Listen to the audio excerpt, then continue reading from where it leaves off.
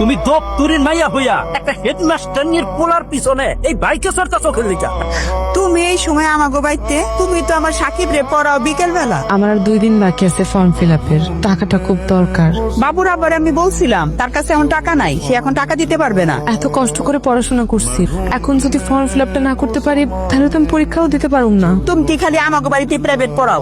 আরো প্রাইভেট পড়াও না? ঠাকুর কাছ থেকে টাকাটা লয়ে ফর্ম ফিল আপ করো। কি বললা? রূপা পরীক্ষা দিতে পারবে না মানে? গরিবের সমস্যা কি শেষ আছে ম্যাডাম? বেতন যা পাই তাদের কোন রকম টাইনে সংসার চলে। টাকার জন্য ফর্ম ফিল আপ করতে পারবে না? তুমি আমাকে বলো না কেন যে টাকার দরকার?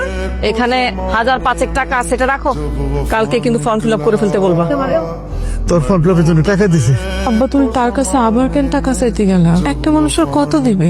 আমার জোর করে টাকাটা দিল। তুমি কিন্তু ম্যাডামের কাছে ঋণী হয়ে গেলা, এই ঋণ শোধ দিবা কেমনে? তুই পড়ালেখা শেষ করে চাকরি করবি, তখন